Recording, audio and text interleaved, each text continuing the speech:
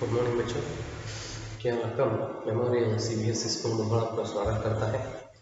जो पिछले कक्षा में हम खुशबू रचते हैं हाथ इस पद्य के बारे में चर्चा कर रहे थे बच्चों, और उसी तरह वह पद्य पिछले कक्षा में समाप्त भी हुआ था। तो इस पद्य से कवि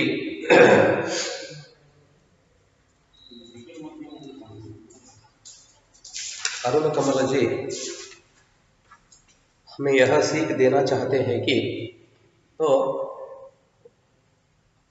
परिश्रम करने वाले लोगों से, मतलब गरीब लोगों से, ठीक है, गंदे लोग कहते हैं ना उन्हें, गरीब लोगों से, गरीब लोगों के हाथों से अगरबत्तियां बनते हैं, ठीक है। तो उन अगरबत्तियों को हम पूजा पाठ करने में क्या करते हैं, उपयोग करते हैं। तो इस तरह उन्होंने गरीब लोगों की दशा, ठीक है, तब उन लोगों की हालत जिस तरह होती है, यह सब हमें समझाने के लिए कोशिश की है बच्चों, ठीक है।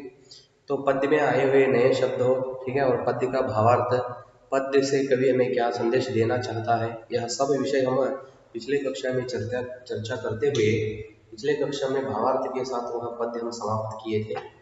तो आज बच्चों हम क्या करेंगे, तो पद्य के पीछे खुशबू रचते हैं हाथ, ठीक है, इस पद्य के पीछे पद्य पर क्या है, कुछ प्रश्न है, ठीक है, प्रश्न है। तो उन प्रश्नों के उत्तर क्या है, ठीक है, तो आज हम क्या करेंगे उसके बारे में चर्चा करेंगे। देखो बच्चों, निम्नलिखित प्रश्नों के उत्तर दीजिए। तो पहला इस भाग पर 5 प्रश्न है। तो मैं उसका उत्तर पढ़ता हूँ। भावार्थ में क्या करना है, सुनकर हो या फिर और आप भी और एक बार भावार्थ पढ़कर हो।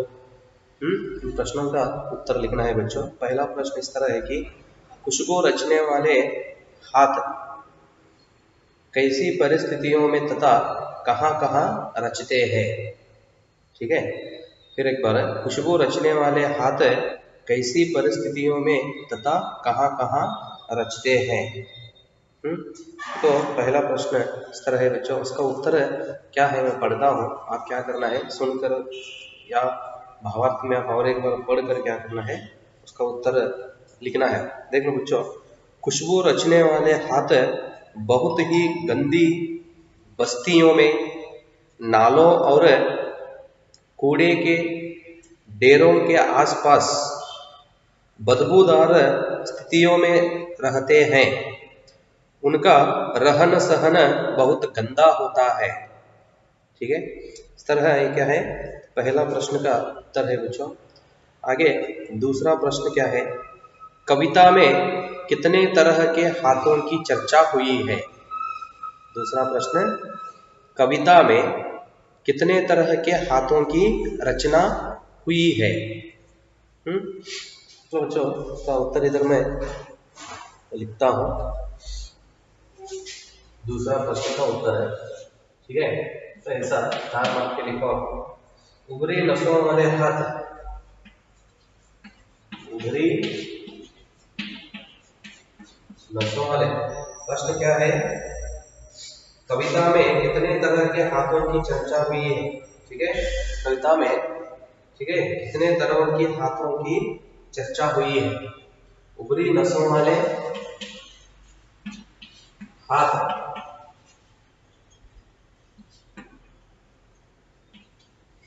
नेक्स्ट घिसे नाखूनों वाले हाथ, घिसे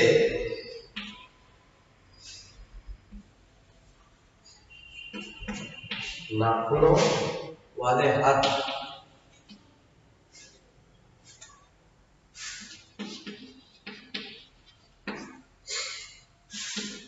और पीपल के पत्ते से नए नए हाथ,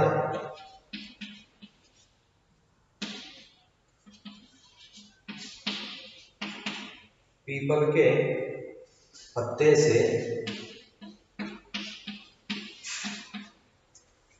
नए नए हाथ,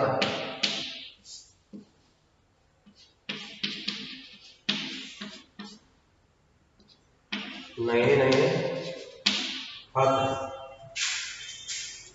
आगे, जूही की डाल से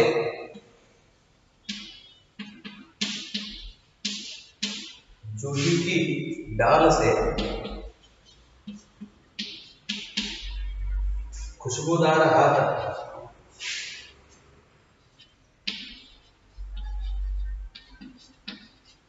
खुशबूदार हाथ जख्म से फटे हाथ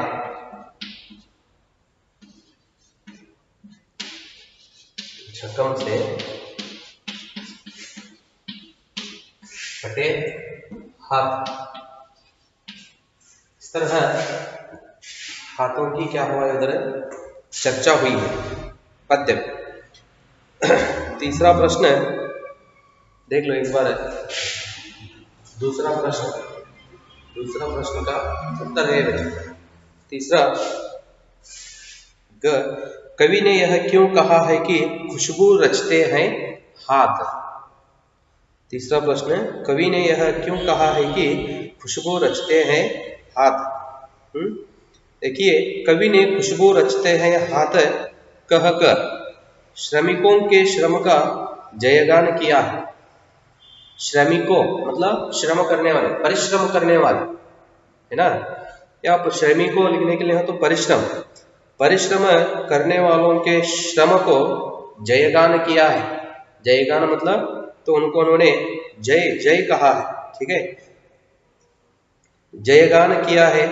कवि कहना चाहता है कि मजदूरों के हाथ ही अगरबत्तियों का निर्माण करते हैं तथा सारी दुनिया को सुगंध से महम कर देते हैं। फिर और एक बार तीसरा प्रश्न का उत्तर पढ़ता हूं बच्चों। कवि ने खुशबू रचते हैं हाथ कहकर श्रमिकों के श्रम का जयगान किया है।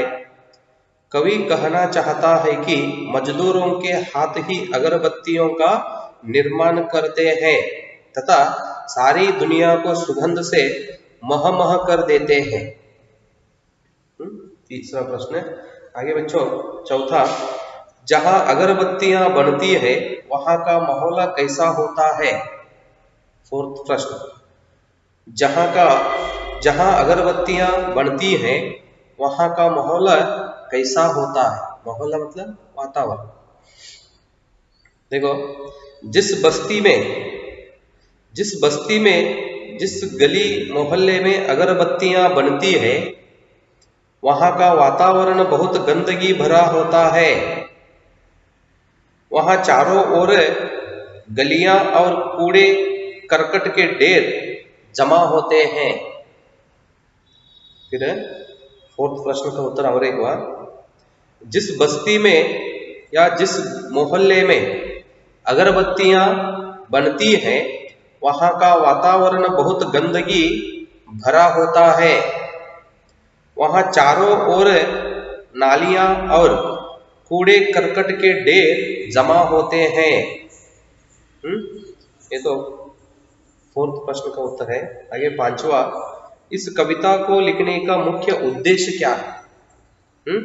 इस कविता को लिखने का मुख्य उद्देश्य क्या है। उत्तर, इस कविता का उद्देश्य है मजदूरों और कारीगरों की दुर्दशा का चित्रण करना और उनके उद्धार की चेतना जगाना। ये तो एक प्रश्न का उत्तर मैं लिखता हूं, देख लो बच्चों, ठीक है। उद्देश्य मतलब आप याद रखना चाहिए। खुशबू रचते हैं पाठ का पद, इसमें इस पद्य का उद्देश्य क्या है, इस तरह प्रश्न आते रहते हैं। मैं इधर लिखता हूँ, कौन सा है, पांचवा प्रश्न, ठीक है। इस कविता का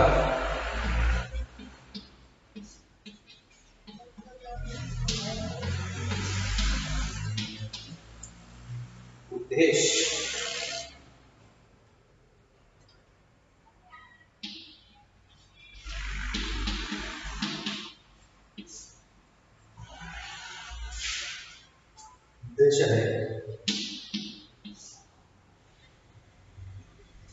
मजदूरों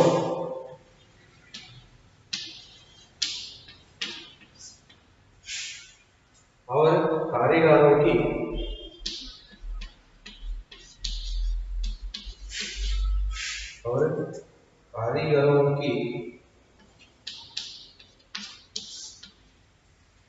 कारीगरों की दुर्दशा का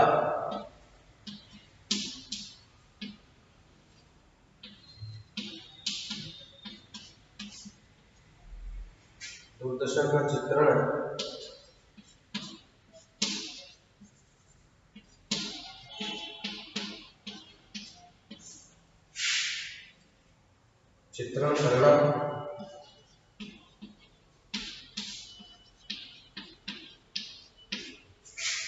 करना और उनके उद्धार की चेतना और उनके उद्धार की चेतना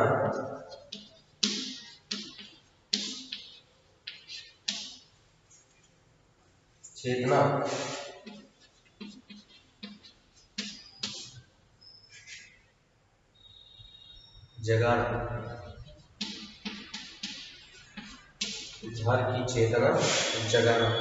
कभी अगरबत्ती बनाने वाले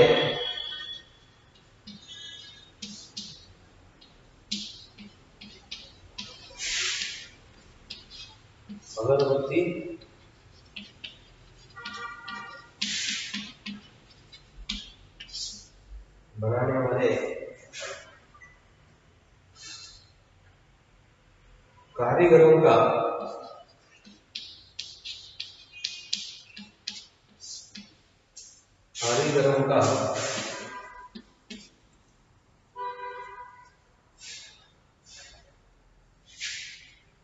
गंदगीपूर्ण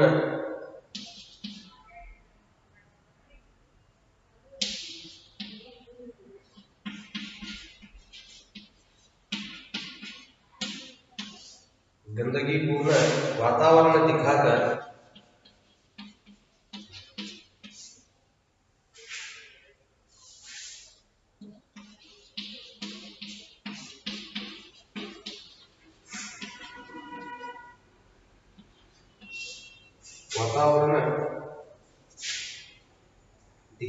यह कहना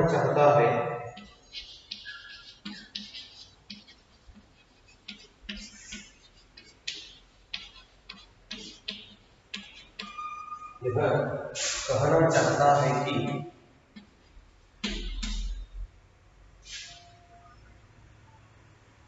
इनकी स्थितियों में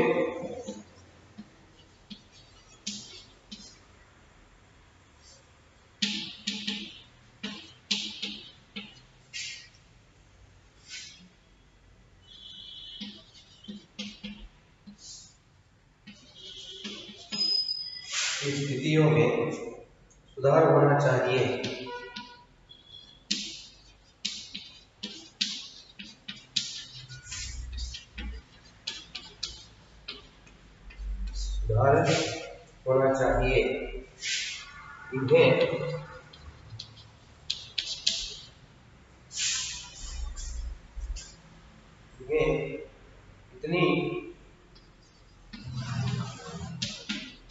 इन्हें इतनी मजदूरी मिलनी चाहिए।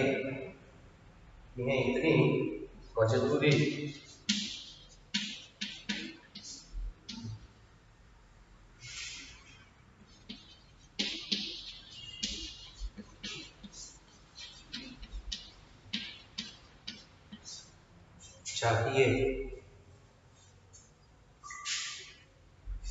मिलनी चाहिए कि ये साफ स्वच्छ वे साफ स्वच्छ वातावरण में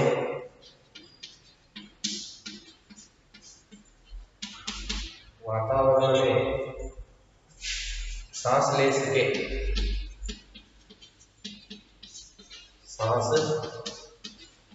सके,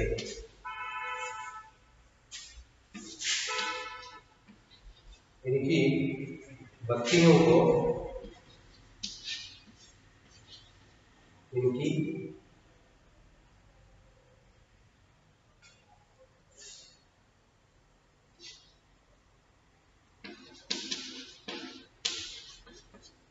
बस्तियों को साफ स्वच्छ किया जाना चाहिए। बस्तियों को मतलब वास करने के स्थान साफ स्वच्छ किया जाना चाहिए।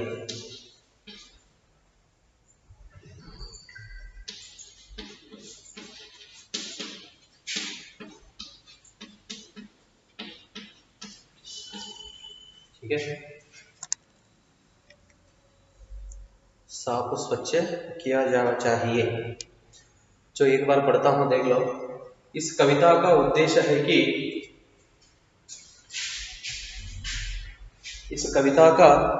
है कि मजदूरों और कारीगरों की दुर्दशा का चित्रण करना और उनके उद्धार की चेतना जगाना। कवि अगरबत्ती बनाने वाले कारीगरों का गंदगी पूर्ण वातावरण दिखाकर यह कहना चाहता है कि इनकी स्थितियों में सुधार होना चाहिए। इन्हें इतनी मजदूरी मिलनी चाहिए कि वे साफ स्वच्छ वातावरण में सांस ले सके। इनकी बस्तियों को साफ स्वच्छ किया जाना चाहिए। तो क्या है पद्य का उद्देश्य? यह उद्देश्य से कवि ने क्या किया है, यह पद्य रचना किए हैं बच्चों। तो आगे व्याख्या कीजिए। मतलब उन्होंने चार पंक्ति दी है, तो पंक्तियों का भावार्थ आप लिखना चाहिए। क्या है?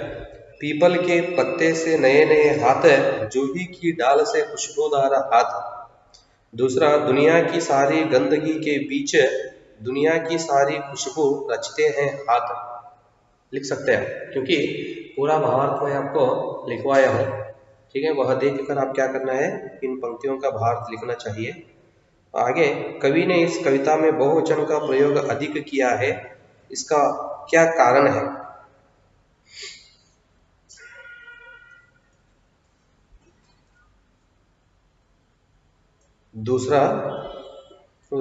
दूसरा भाग में क्या है, 3 प्रश्न है, उसमें पहला क्या है, भावार्थ लिखने का है। दूसरा मतलब कवि ने इस कविता में बहुवचन का प्रयोग अधिक किया है, इसका क्या कारण है? तो पढ़ता हूँ, देख लो उत्तर क्या है। कविता में कवि ने बहुवचन का प्रयोग अधिक किया है, जैसे गलियों, नालों, नाखूनों, गंदे हाथों, अगरबत्तियां, मोहल्ले, गंदे लोग आदि। तो इनके माध्यम से कवि बताना चाहता है कि यहाँ एक कारीगर या एक मजदूर की बात नहीं, बल्कि यह एक सामूहिक समस्या है। ऐसे गरीब और अपेक्षित लोग अनेक स्थानों पर काम करते हैं, दिखाई दे जाते हैं। कवि ने बहुवचन का प्रयोग करके अपने कथन पर बल देने का प्रयास किया है।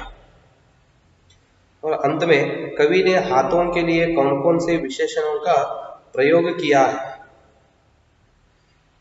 कवि ने हाथों के लिए निम्नलिखित विशेषणों का प्रयोग किया है, तो उसका उत्तर है उभरी नसों वाले, ठीक है, घिसे नाखूनों वाले, पीपल के पत्ते से नए नए, जूही की डाल से खुशबूदार, गंदे कटे पीटे, जख्म से फटे हुए।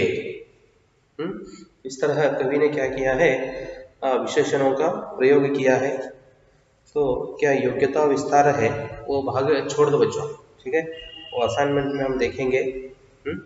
ठीक है बच्चों, यहाँ तक यह पूरा खुशबू रचते हैं हाथ, यह पद्य समाप्त हुआ है। ठीक है, तो भावार्थ और पद्य से हमें क्या कवि क्या संदेश देना चाहते हैं, यह सब हम चर्चा किए हैं।